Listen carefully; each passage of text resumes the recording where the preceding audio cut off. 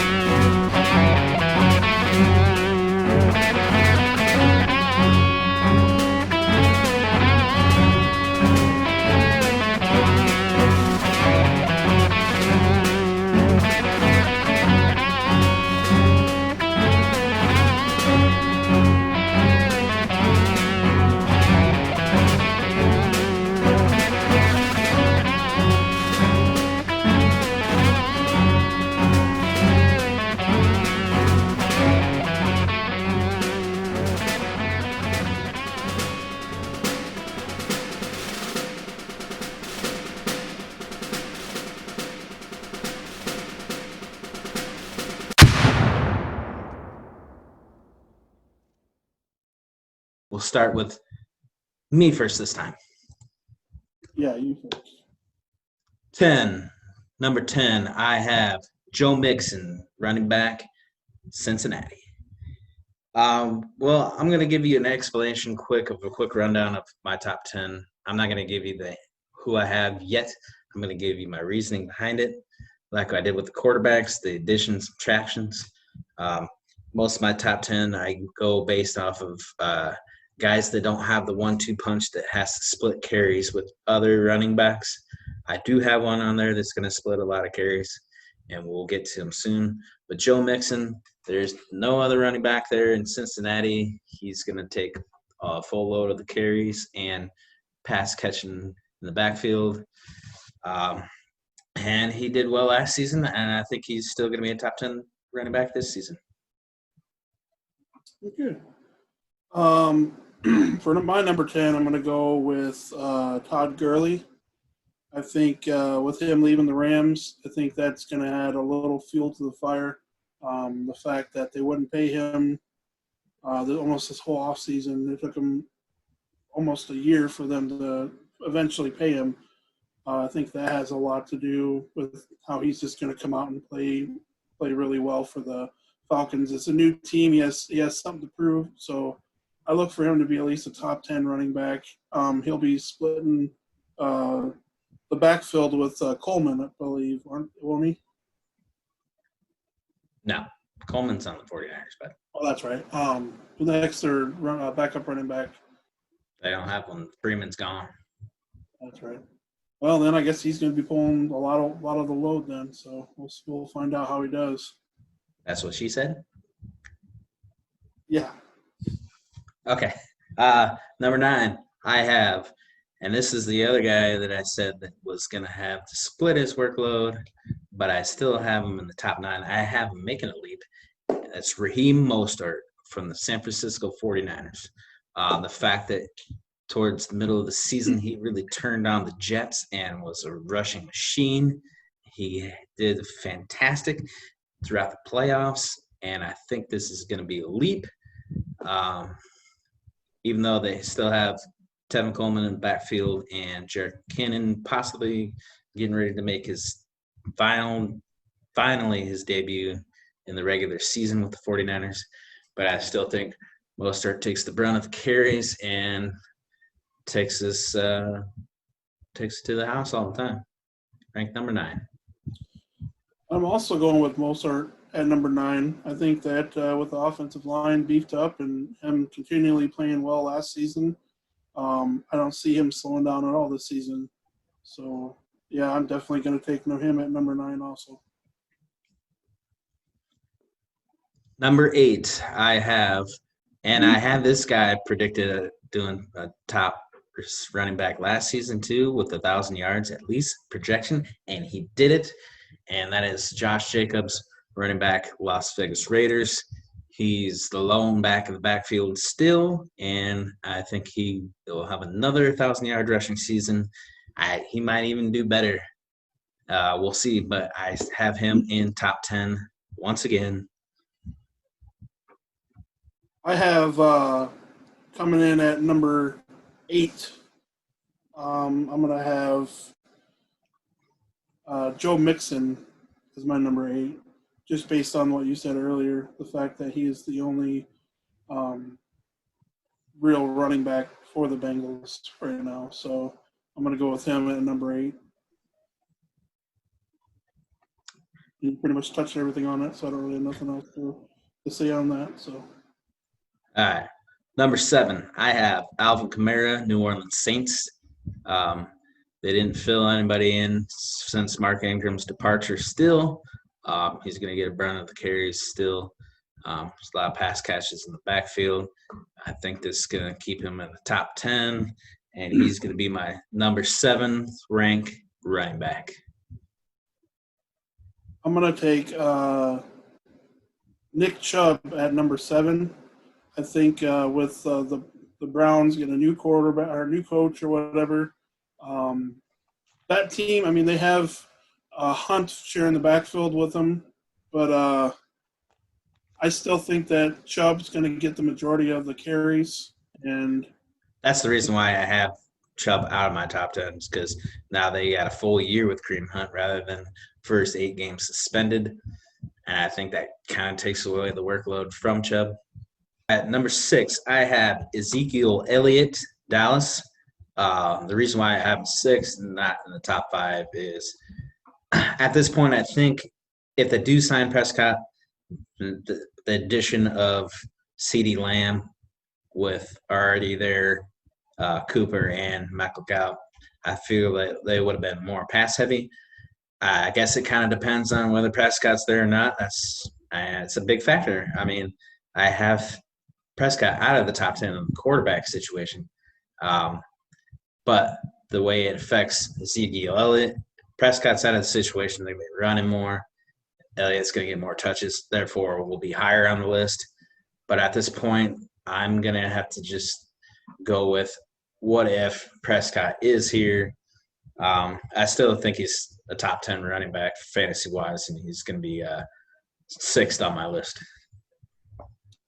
that's good. On my list, they had Delvin Cook, but being that he's having a little issue with his contract and stuff and probably won't sign his tender, so he might hold out for the rest of the season. So I'm replacing him with Josh Jacobs from the Raiders, and everything that you pretty much touched on.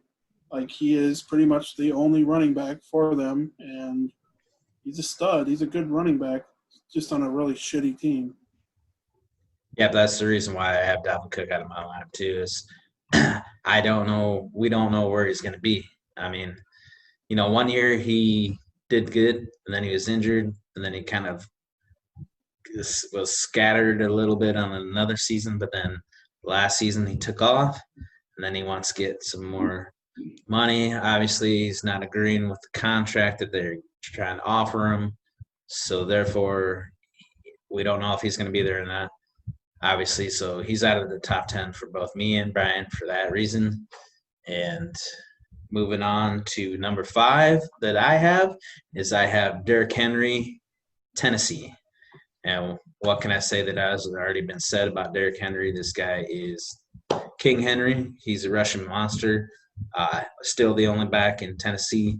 Hard to tackle. He breaks a lot of tackles. He runs people over. They're going to use him a lot still, even though that they gave Tannehill quite a big contract extension. But I still see them utilizing King Henry quite often. And that's why I have him as my 5th ranked fantasy running back.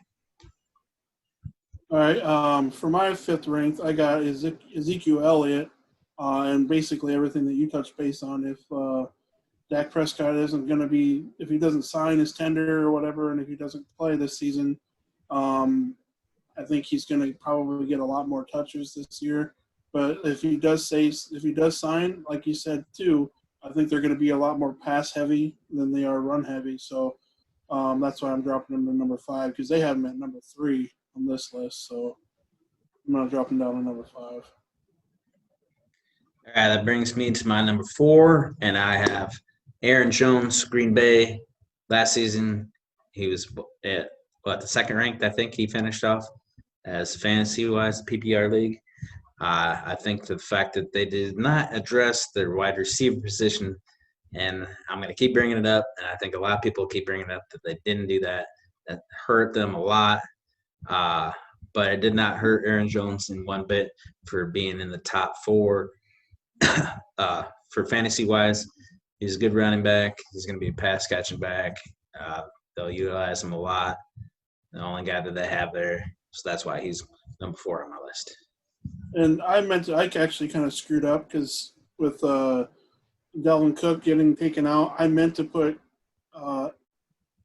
Aaron Jones in that position at the number 7 spot for me, and then take Dalvin Cook off and then put Todd Gurley at number 10. So that's what I meant. I messed up. I had it still on the wrong list. So so for me, number 7 would have been Aaron Jones. So yeah. But for my number 4 pick, running backs or whatever, it's going to be Derrick Henry. And that's only because he is, a monster of a man, and he's pretty much the whole team, on the Tennessee Titans.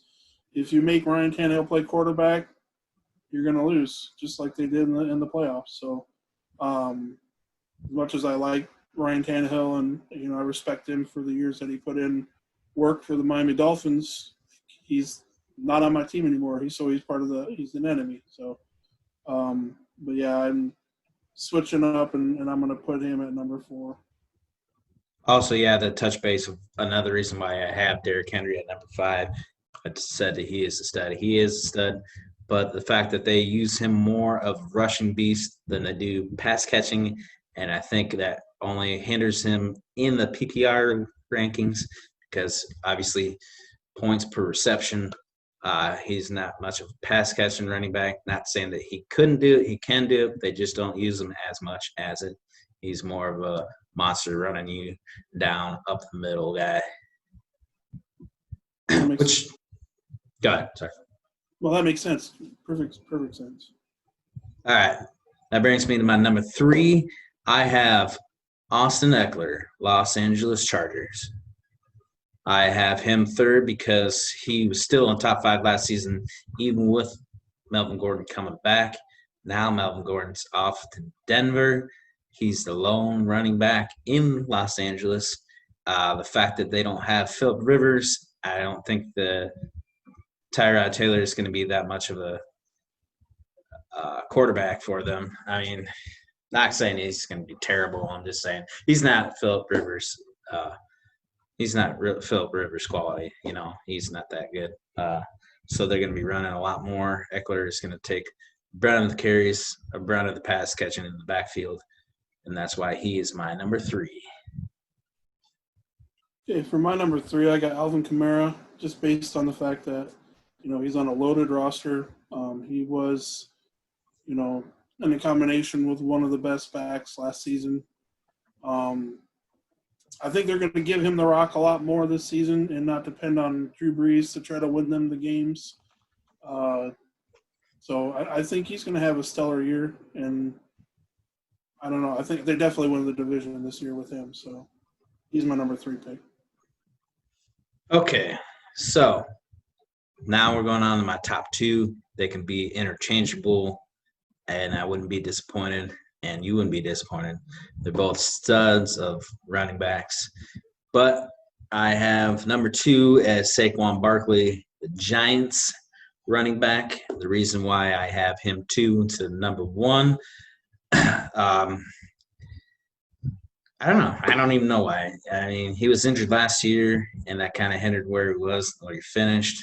I think he's going to do mega well, and just because the other guys damn good too. It's hard to distinguish between the two, who's going to be better than who. Um, but yeah, obviously you can interchange both my top two, and I have Saquon Barkley number two. Yeah, I also have Saquon Barkley at number 2 also. He's pretty much their whole team. When you have a really shitty quarterback and you don't really have much for receivers on your team, what more can you ask for? You need that decent running back to take over a team and help you win games. So Eli Manning ain't coming through that tunnel anymore, so they're gonna have to depend on Jones to get shit figured out. Either that, or they're gonna have to get another quarterback next season with the draft. So yeah, Saquon Barkley. I'm kind of in the same boat as you. Like you can interchange either one or two. Doesn't really matter. So because they're both in the same situation, both teams don't have quarterbacks really. So they're pretty much going to be run heavy. Yep.